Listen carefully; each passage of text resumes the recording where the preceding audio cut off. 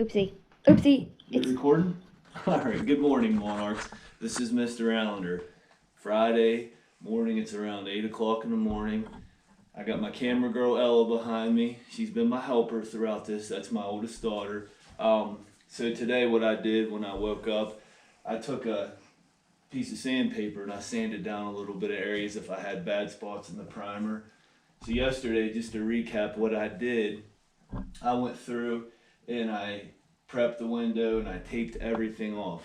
And like I said yesterday, I'm not the best painter in the world, and by taping things off, that makes a neater job for you. Plus, you're not cleaning paint off of surfaces all the time. And I didn't say this yesterday in my video, but anytime that you are using painter's tape on walls, you want to use a good painter's tape.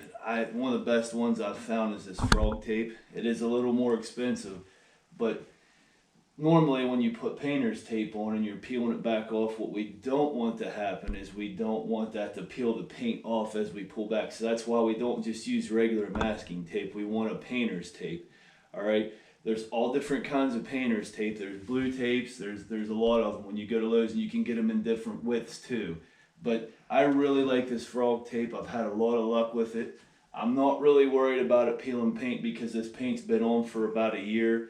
But if it's fresh paint, you want to be careful sometimes. You know, even a week out from when you painted, by putting painter's tape, you could peel that tape off. So I'm pretty confident that whenever I peel this tape off, it's not going to pull any paint. Now, what I'm getting ready to do is apply the top coat, my last finish to the window. And what I like to use, I'm a big fan of Sherwin-Williams paints, but this is the Pro Classic. This is a semi-gloss. What a semi-gloss is semi-gloss would be a little bit less shiny. Like a gloss is the shiniest paint that you're going to get. So if you want a real shiny looking surface, then you go with gloss. I want something with just a little bit of shine, but not a lot. So I went with the semi-gloss.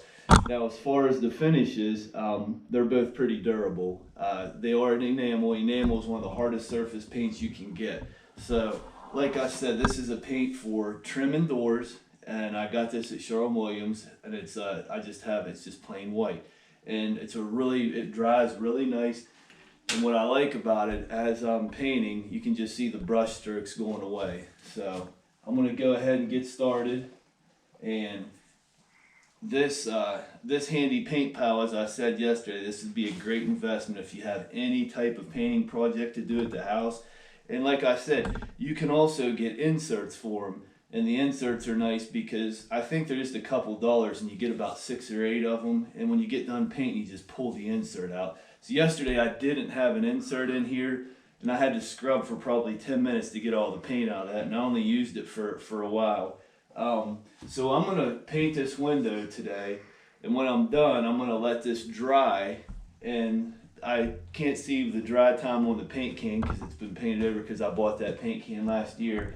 I'm gonna wait till this evening or maybe tomorrow morning before I recoat. And I think that's one of my best pieces of advice I can give you with painting. Don't rush things. When I put the caulking on, I let it cure. When I put the primer on, I let it cure. A lot of people put primer on and then paint 2 hours later.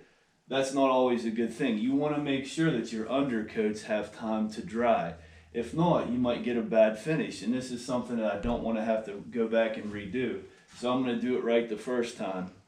So when I get this window painted, I may, like I said, wait till tomorrow to recoat, but when it's done, I'll go through and I'll pull all the tape off carefully.